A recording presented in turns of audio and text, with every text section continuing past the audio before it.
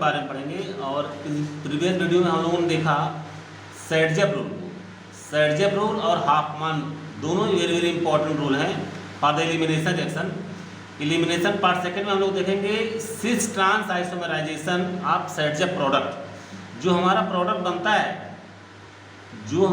बनता है alpha carbon पे आपका हाइड्रोजन लगा है, बीटा कार्बन पे आपका हाइड्रोजन जो शिफ्ट है। तो यहाँ पे देख रहे हैं बीटा पोजीशन पे अल्फा, ये आपका अल्फा पोजीशन है, ये कार्बन आपका अल्फा पोजीशन है और ये कार्बन आपका बीटा पोजीशन है। बीटा हाइड्रोजन यहाँ पे है। तो बीटा हाइड्रोजन की संख्या हम लोग देख रहे हैं, बीटा हाइड्रोजन यहाँ पे 2 है, बीटा हाइड्रोजन यहाँ पे 3 है।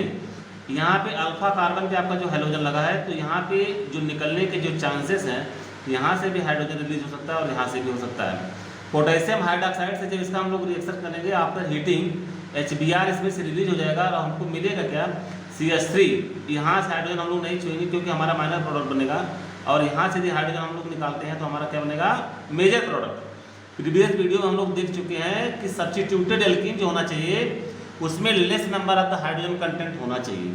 यहाँ पे देख रहे हैं यदि मैं यहाँ से हाइड्रोजन को यहाँ से रिलीज करता हूँ तो हमारा प्रोडक्ट क्या बनेगा, माइनर प्रोडक्ट बनेगा और 10% बनेगा, 10 से लेकर 19% के बीच में बनेगा। और मैंने हाइड्रोजन यहाँ से रिलीज करता हूँ, चूँकि एंटी पेरिप्लेनर रिएक्शन है। इसके स्ट्रक्चर को प्रीवियस वीडियो में हम लोग दिखा भी चुके हैं। जैसे यहाँ पे देख रहे हैं हाइड्रोजन को निकलना और हाइड्रोजन के यहाँ पे शिफ्टिंग होना, दोनों साइमल्टेनियस रिएक्शन है। साइमल्टेनियस रिएक्शन के क्रम में यहाँ पे ब्रोमीन का जाना और यहाँ से हाइड्रोजन का शिफ्ट होना, डबल बॉन्ड का फॉर्मेशन होना एक साथ हो रहा है। इस केस में हम लोग देख रहे हैं कि हमको जो प्रोडक्ट मिलेगा 2 तरह के मिलेंगे, वो सिस भी हो सकता है, सिस टू ब्यूटेन। सिस किसको कहते हैं, जब डबल बॉन्ड के दोनों साइड सेम ग्रुप हो। देखिए C डबल बॉन्ड C के एक तरफ CH3 भी है, उसी साइड CH3 भी है, दूसरे साइड हाइड्रोजन है, दूसरे साइड हाइड्रोजन है, मतलब सेम ग्रुप सेम साइड, तो उसको हम लोग सिस बोलते हैं। सेम ग्रुप अगर एक दूसरे के एंटी पोजीशन पे, जैसे CH3 एंटी पे है, हाइड्रोजन और हाइड्रोजन भी एंटी पे, तो इसको हम लोग बोलते हैं ट्रांस प्रोडक्ट। तो trans product trans two butane भी बनता है, सिस टू ब्यूटेन भी बनता है, और इसमें 19% 1 ब्यूटेन बनने के भी चांसेस हैं।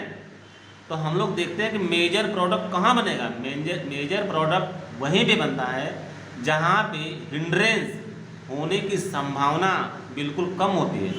अब यहाँ पे देख रहे हैं CH3 बल्कियर ग्रुप है, CH3 भी बल्कियर ग्रुप है, बड़ा ग्रुप है, ये एक दूसरे को रिपेल करेगा क्योंकि यहाँ हिंड्रेंस ज़्यादा है। हिंड्रेंस ज़्यादा है तो स्टेबिलिटी कम होगी, स्टेबिलिटी कम होगी तो इनका जो है फॉर्मेशन भी कम होगा। ये 10% है, और चूँकि यहाँ पे CH3 और CH3 एक दूसरे से बहुत अवे फ्रॉम है, बहुत ज़्यादा दूरी पे हैं, हिंड्रेंस यहाँ पे कम है और 71% है। अब यहाँ पे हम लोग पढ़ेंगे सैडजेप वर्सेस हाफमैन एलिमिनेशन। सैडजेप ने आपको क्या बताया, सैडजेप ने आपको बताया कि मोर सब्स्टिट्यूटेड एल्कीन जो होगा, मोर स्टेबल प्रोडक्ट हमेशा आपका बनेगा।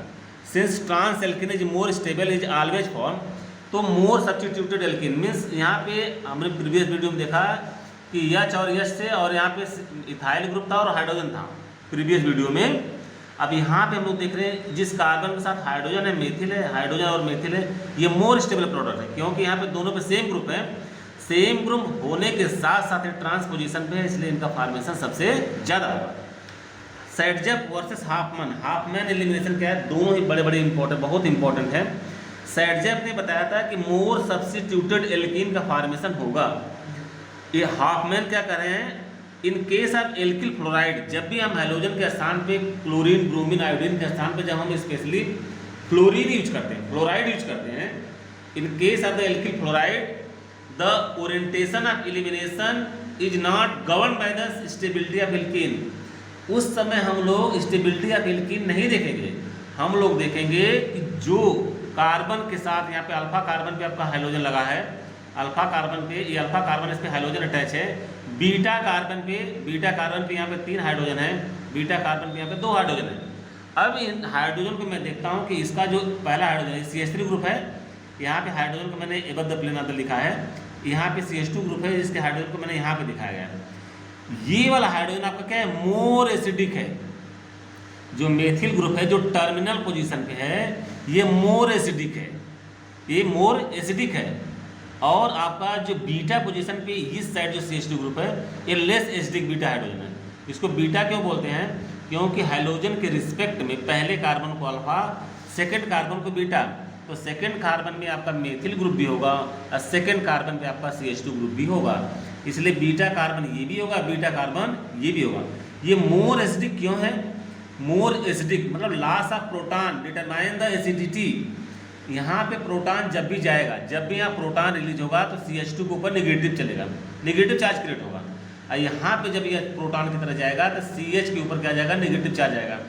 अब भैया देखिए, जिस CH2 के ऊपर नेगेटिव चार्ज आया इसको हम लोग कहते हैं कार्बन आयन। कार्बन आयन और कार्बोकैटायन दोनों एक दूसरे के अपोजिट हैं। कार्बोकैटायन में tertiary is more stable than secondary is more stable than primary than methyl.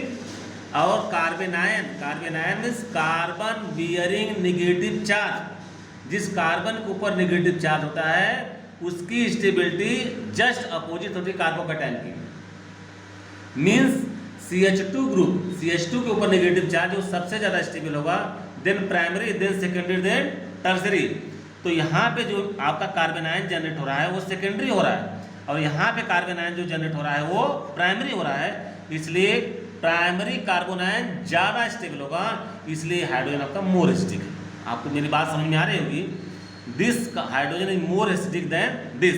अब यहाँ पे जब हम लोग मेथॉक्साइड आयन से मेथेनॉल से रिएक्शन कराएंगे तो HF आपका यहाँ से रिलीज होगा, H और HF रिलीज होगा, और हमारा प्रोडक्ट जो बना इस तरह से बना। और इस प्रोडक्ट में आप लोग देखेंगे सेटजेप प्रोडक्ट के अकॉर्डिंग ये आपका लीस्ट स्टेबल होना चाहिए, लेकिन हाफमैन के अकॉर्डिंग क्या है? मोर स्टेबल है। क्या है? मेजर प्रोडक्ट है, ये मेजर प्रोडक्ट है, क्योंकि फ्लोराइड की केमिस्ट्री में हम लोग एल्कीन को प्रेफर न करके मोर एसिडिक हाइड्रोजन का ध्यान देते हैं।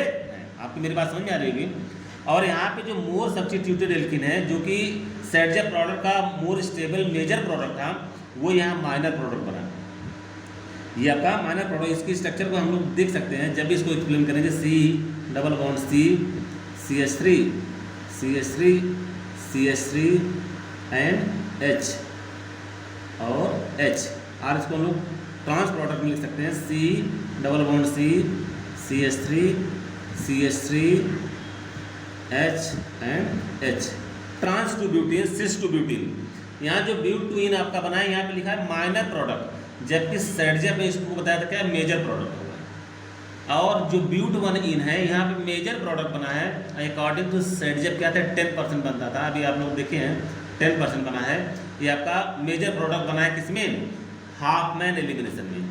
जब आपका फ्लोराइड की केमिस्ट्री पढ़ेंगे उस केस में हम लोग एल्कीन का ध्यान न दे करके मोर एसिडिक हाइड्रोजन पे ध्यान देते हैं। हमें लगता है आपकी पूरी बात समझ में आ गई होगी।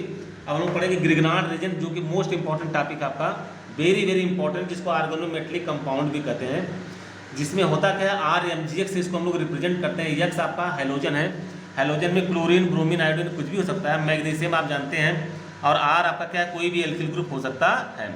जनरली हम लोग देखते हैं क्या है, जो रिएक्शन इंटरमीडिएट जो बनता है आपका, उसमें कार्बोकैटायन बनता है। ये ग्रिग्नार्ड रेजेंट में बहुत ही रेयरेस्ट आपका केमिस्ट्री है, जो Grignard Regent very very important, इसका इंडस्ट्रियल प्रोसेस पे भी है।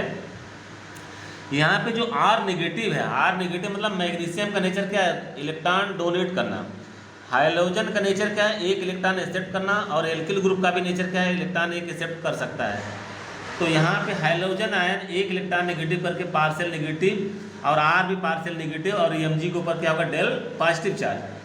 RX, और इसका फॉर्मेशन हम लोग ग्रिग्नार्ड रेजेंट बनाएंगे कैसे? सबसे पहले हम लोग लेते हैं एल्किल हैलाइड।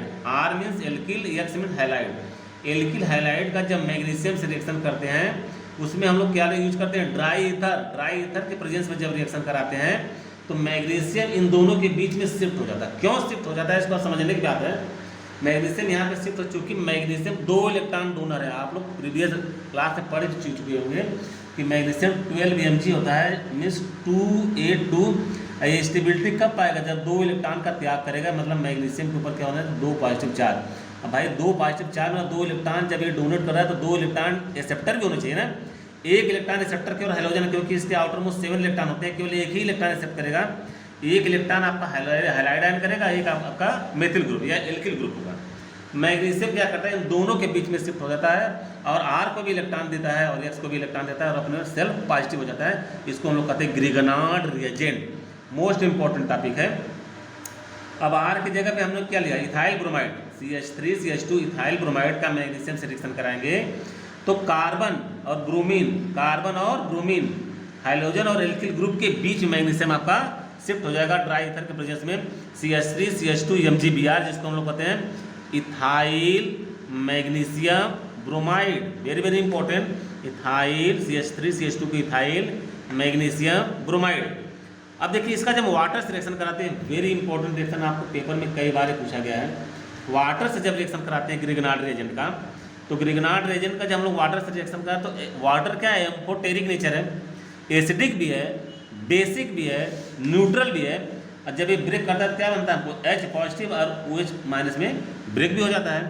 तो R के ऊपर क्या है, नेगेटिव चार्ज, R के ऊपर नेगेटिव चार्ज जो पॉजिटिव चार्ज को एक्सेप्ट करेगा और यहाँ पे RH बन जाएगा।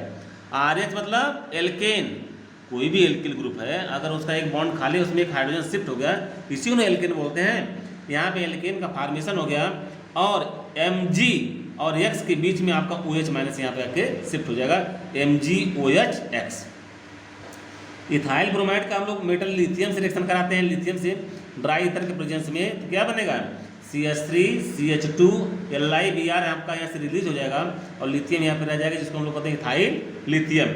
और कल आपका लास्ट एग्जांपल जो है ग्रिग्नार्ड रिएजेंट का 4 most important, very very important reaction, ध्यान दीजिएगा, पेपर में कई बार आपसे पूछा जा चुका है, जिसको हम लोग कहते हैं 4CH3 CH2Br प्लस 4Pb।